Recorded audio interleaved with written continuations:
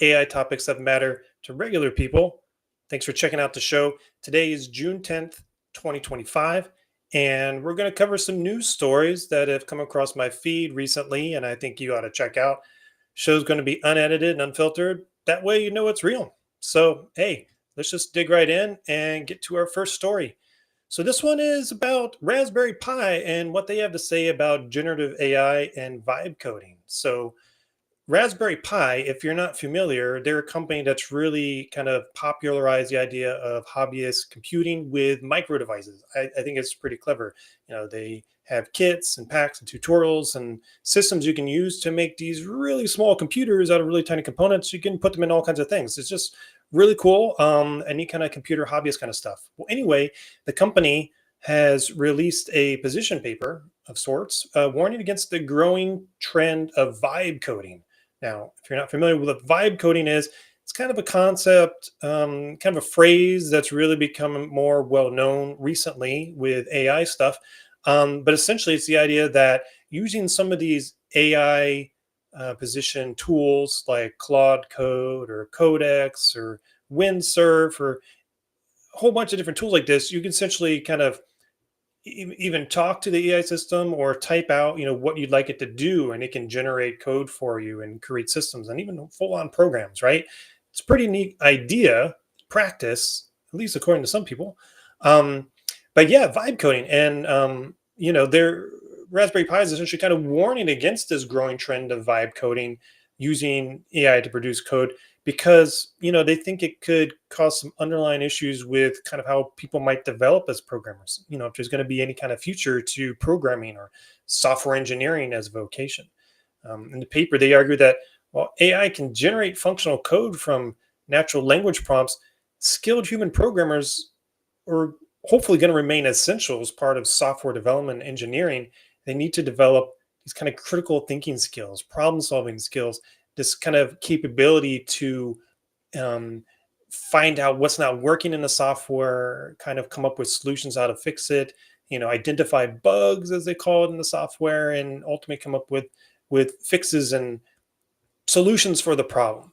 When you're just sitting there talking to the AI, not really knowing what you're doing, hey, I mean, that's great from the idea that's going to open up software development and development of programming types of applications and things like that to many more people than could before. But I kind of get their point. I've done a fair amount of, web development in the past. I would not call myself a software engineer. I don't have a software engineering degree, but I've been there and I've done some programming for many years, and so I understand the work involved.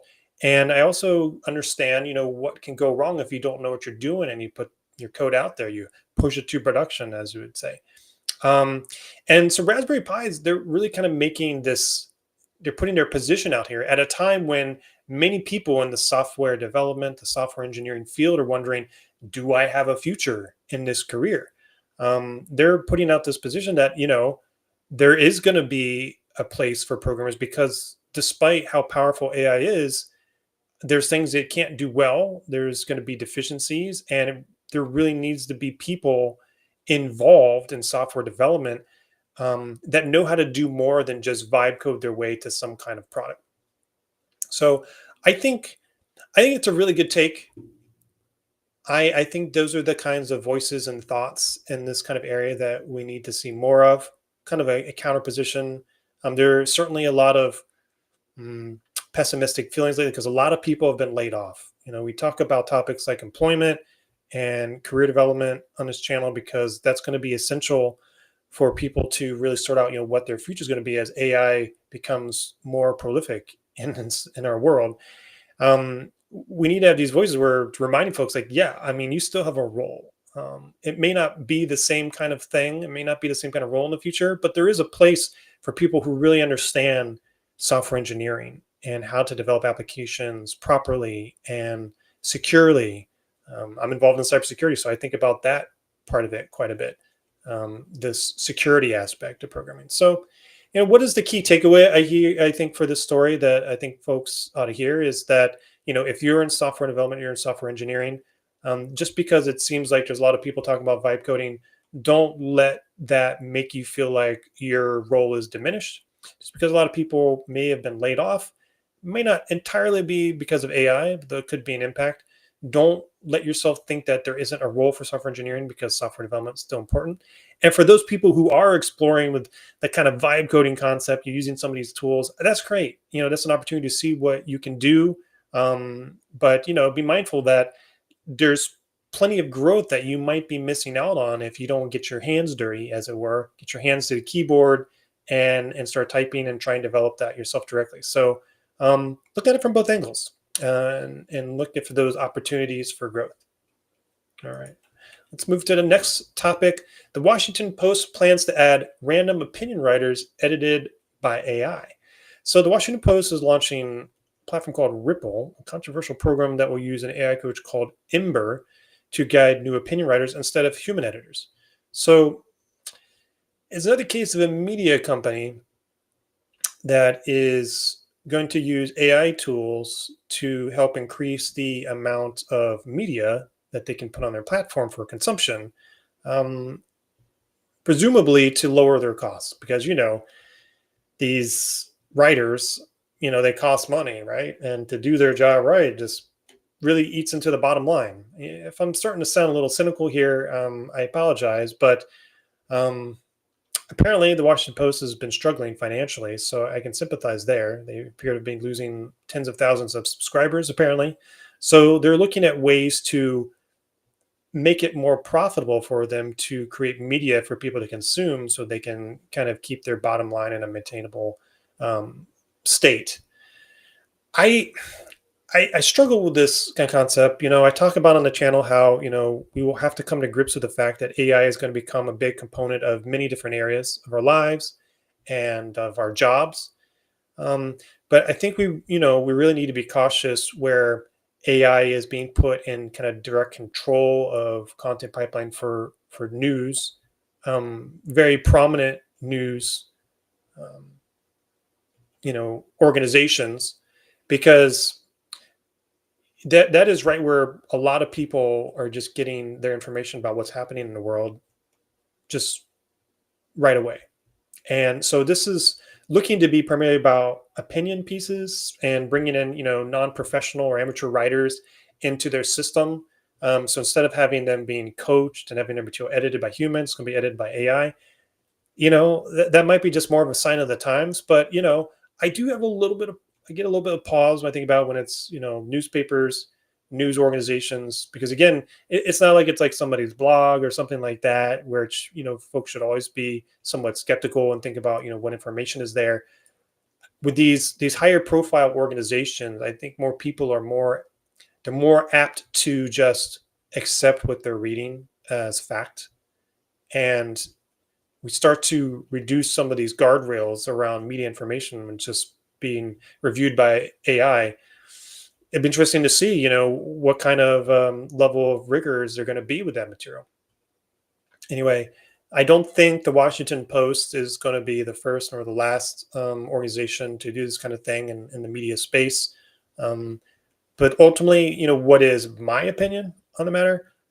I believe that those organizations, those news media organizations who sort of hold out against AI and focus on human writing, human centric writing, and really lean into that, I believe in the long run they're going to prevail.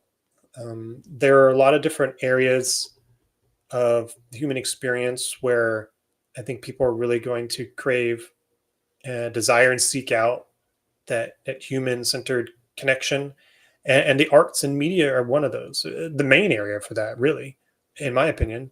So I think people be able to tell when some kind of news piece is just AI generated. I think people be able to tell even more so when something is more opinion based. I'm not saying what the Washington Post is going to put there is just completely AI generated. I don't think that's what they're suggesting at all either. However, I mean, at some point, and who knows, could it go that way? For now, it seems like it's just kind of AI coaching and guidance, maybe something more on the lines of like Grammarly, but it could be a slippery slope. So it's something we want to keep an eye on, and just be mindful of that. This is probably going to be more common with media orgs. All right, let's go on to the next one. So Sam Altman, in the news? Is the guy ever not in the news? So Sam Altman, CEO of OpenAI, says folks in the 2010s would think ChatGPT was AGI. So I think his comments recently at a recent conference on this is really stemming from this idea that so many people and organizations in the AI space, these luminaries, they're all really trying to wrapped up with the idea of like trying to say like, hey, is AGI, artificial general intelligence, that's what AGI stands for, is that a year away? Is it 5 years away? 10 years away? Is it here already? And regular folks like you and me, like you're probably like, hey, okay, if you say AGI is here now, does it change anything for me? Whether it's here in 2 years or 5 years, maybe that's going to have some impact on what our projections might be on economic impact and impact to the job markets and things like that. But I do think it's interesting and it matters. And from that standpoint, folks like me and you should be mindful of where we at in this process of AI development, because realistically, it is going to impact our lives. Artificial general intelligence, to kind of put a definition to it, it's the idea of an artificial intelligence system that is able to reach, attain superior intelligence than a human would have in a particular topic, but not just one topic, but across all general topics. So the idea might be you could train an AI tool to be expert in, let's say, I don't know, biology, and that would be remarkable, right? And then, of course, there are biologists out there, just really smart people, scientists in the biology field, and you would compare the ADI system to that to kind of figure out, hey, is it, smarter on topics than the average, PhD in biology or something like that? Might be some kind of accomplishment, right? Well, AGI would be like having an artificial intelligence system like that, but instead of just being really great at biology, it's really great at biology and mathematics and geology and physics and language and translation and just every conceivable topic. And you can sort of take from that idea like, wow, that could have some pretty big impact. Now, again, that's the definition of it. It's something that a lot of these companies are aiming towards. Um, there's a lot of talk about, are we there yet and what it's going to take to be there? And I think kind of the takeaway here is that it's kind of a matter of perspective, really. It's relative. I think that's what Sam Altman is coming at. And that, if you go back in time, maybe like 10 years ago, 15 years ago, anybody seeing the current level of AI tools we have, like ChatGPT and Claude, Perplexity, Gemini, any of these tools, right? They would see that and it would just blow their minds. However, for those of us who are trying to keep track of all these tools and how they're developing, a month goes by and there's something new, and you start to become accustomed to it. And I kind of want to talk about this a minute because I think it's going to be interesting for regular folks like me and you. At some point, it won't be so novel and we'll be very used to the idea of AI tools. And I think to some degree, that's kind of already happening, strangely enough. I mean, that sounds crazy to say, but just already kind of adapting to like, oh, this is the new normal, of these AI tools who can just kind of answer questions on anything in the entirety of human existence, apparently. Like, that's just crazy to think that that is the new normal. There's certainly debate about how truthful and accurate those systems will be, but it's certainly leaps and bounds more advanced than maybe what we were using years ago with Google searching. But when Google came out and Google searching, internet searching was kind of the main thing, like even that was still pretty monumental for its time to kind of search through the entirety of human existence and history. It just took a lot more effort to kind of utilize it than it does now with some of these AI tools. So again, what do I think the takeaways are from this particular story? I think it is that, it probably doesn't make much sense to get hyper focused on, whether this is AGI now or not. However, we ought to recognize how far things have advanced in such a short period of time, and definitely how far they have in the span of, like, let's say 10 years. Put that in perspective, what level of change might there be in the next 5 years? And it could be pretty monumental. So we need to be prepared for that. And that's part of what this channel is for. We need to prepare for the constant pace of change, how that's going to impact our lives, make sure that we're able to adapt to that so that, we're thriving instead of struggling in this new age. All right. So that's what Sam Altman had to say. That's what I think about AGI. Let's go to the next story.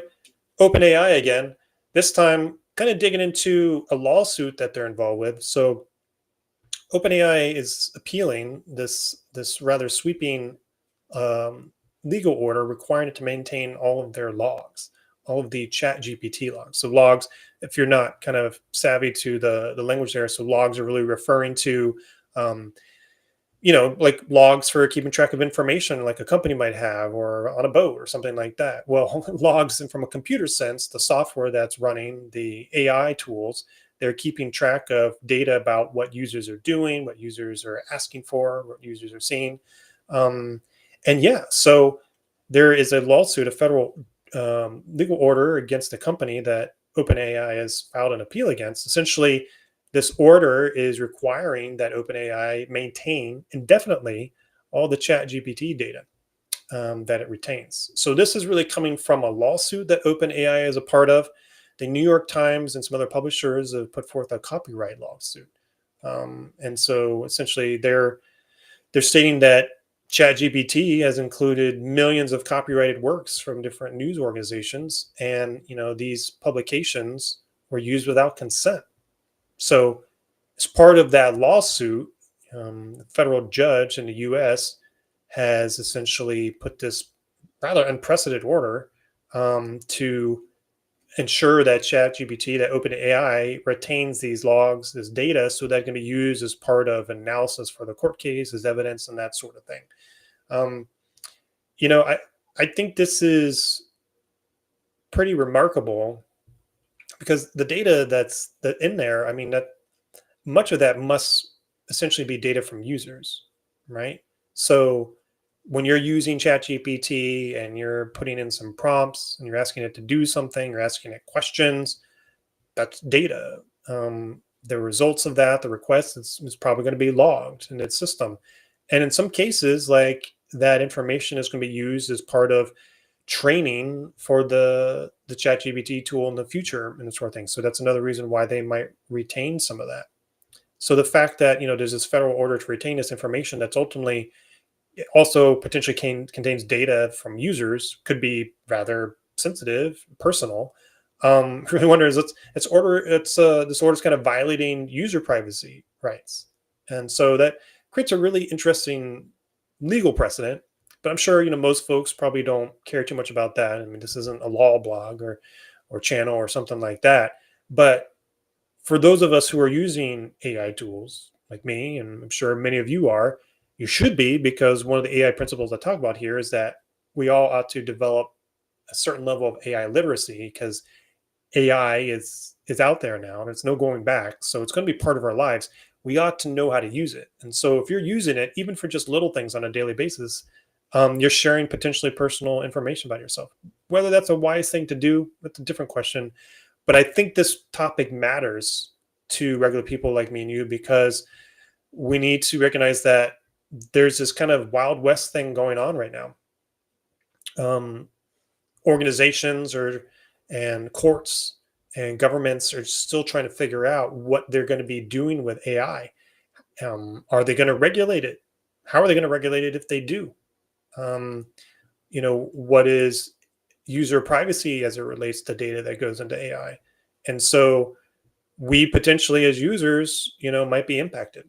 So, what should you do with that in the near term? I don't know if anybody's actually going to change the way they use these tools, but at least now you ought to realize that, there might not be many protections in place for the data you put into these tools. So be mindful of that, and don't be, too alarmed if you find out that, your data is being slurped up by courts and federal government.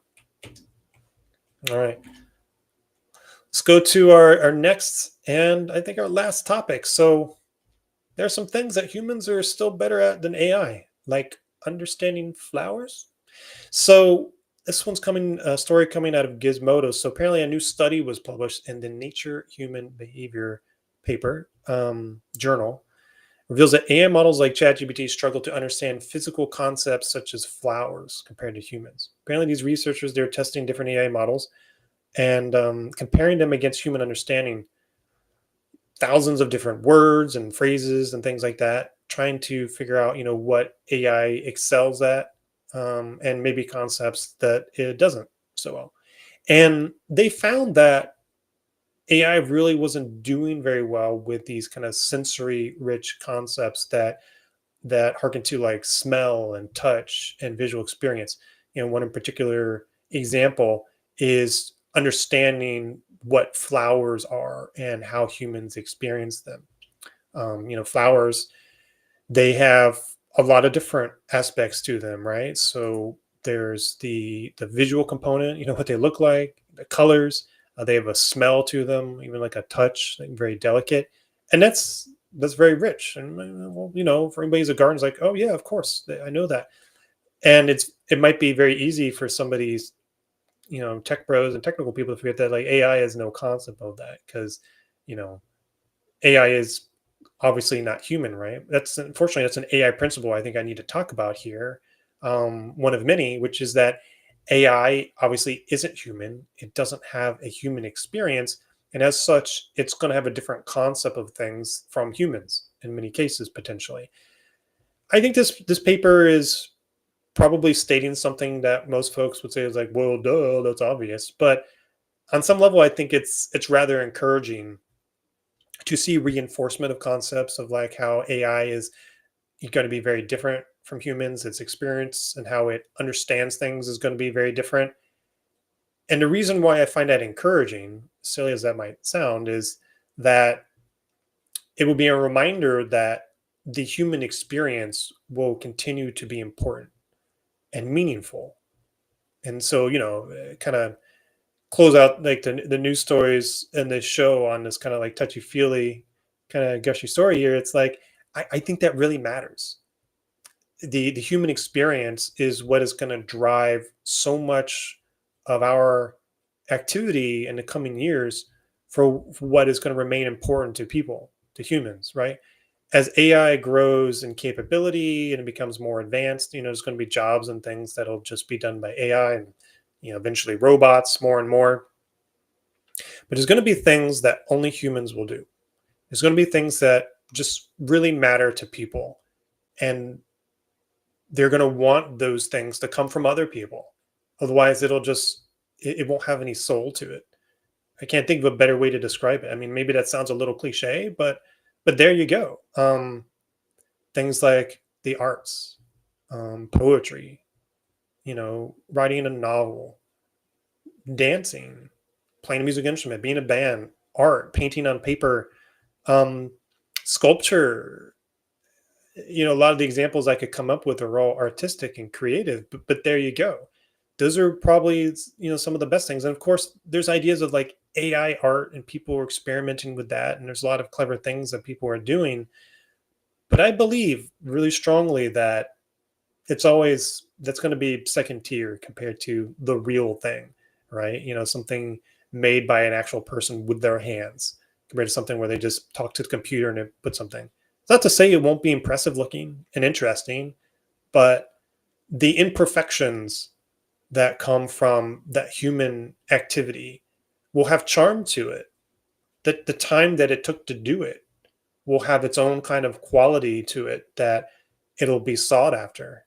There's already sort of that kind of thing now. It doesn't have to necessarily have been involved with AI, but many different types of luxury items, like I said, even before AI became like a real thing in the last couple of years, many luxury items were luxurious simply because they took a long time for somebody to do with their hands, like handcrafting a expensive watch or something like that. That has intrinsic value simply by the fact that it took time to do it, and it took time by a person to do it. So it's kind of a, you know, as a way for some rich people like to brag, like, yeah, I spend a lot of money. Somebody sit here and do a long time to do this because time is expensive if you think about it because it's so valuable.